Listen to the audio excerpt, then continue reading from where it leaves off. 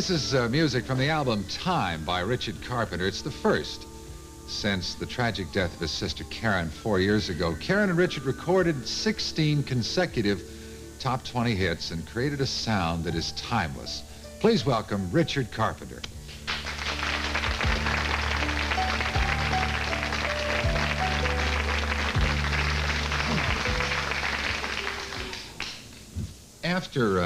After Karen's death, you worked on supervising the release of, was it several albums?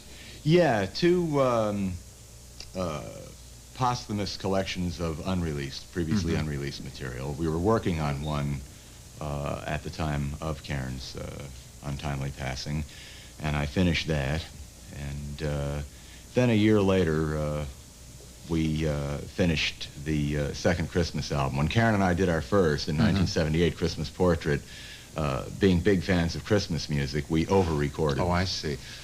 Yeah, I've always wondered why songs are recorded and never released, and then sometimes it takes something as dreadful as this to cause them to be released. But what's the difference between a song you want to release and a song you hold back? Well, that's what I want on that topic. There are certain things that all artists do, and Karen and I are certainly included, that you just never like all that much. They don't turn out the way you plan. I'm not suggesting for a second that what we release is just because of Karen's passing. There are also things that you like and extremely, you like a lot. You just have favorites. And then there's only so much that can go on an album. Yeah. So you put them aside and release them later. Without really getting into it, and I'll leave that up to you, but going back into the studio and working with all of that material and all the stuff that you and Karen had done, that must have taken some getting used to. Yeah, it does. In one way, it's business as usual because we spent so many years in the studio. So the mechanics of it are second nature.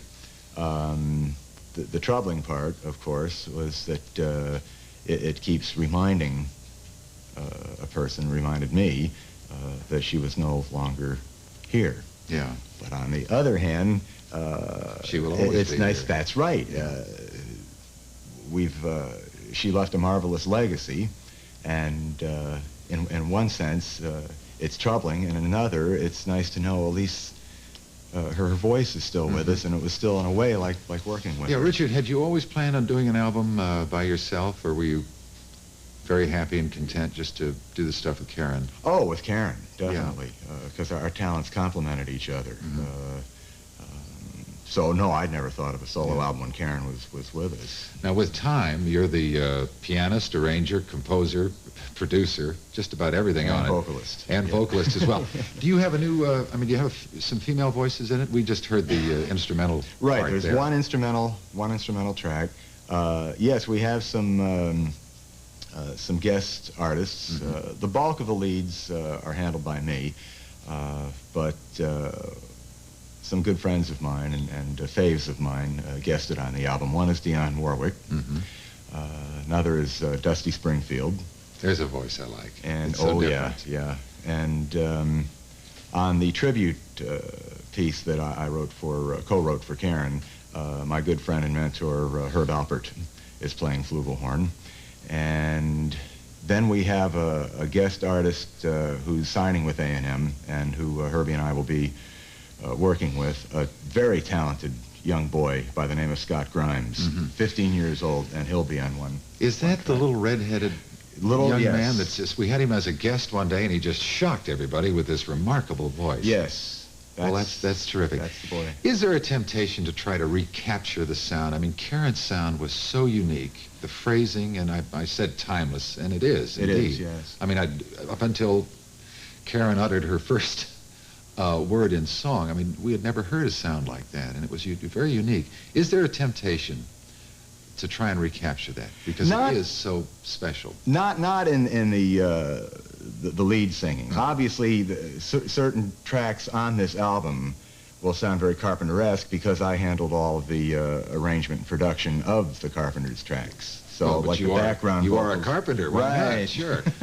But as far as lead singing, the people I mentioned, Dusty and Dionne, they're greats, and they have their own style. And so, of course, Dusty had mentioned, well, I wonder how am I going to make it sound just like Karen? And then it dawned on her, he's not going to want that. And I didn't want that.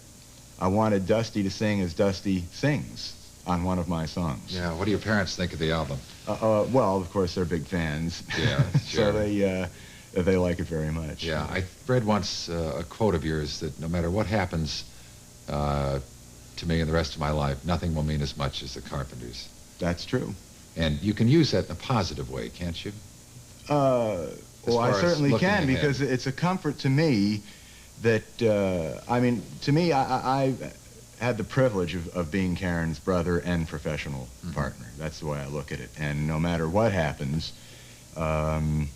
we did have the opportunity to make those records, and they will always be around. And that's a great comfort to me. Well, I'm so glad we had this opportunity to chat, and I look forward to the release of the album. It's called Time. Richard Carpenter, we thank you for being our guest today. Thank you.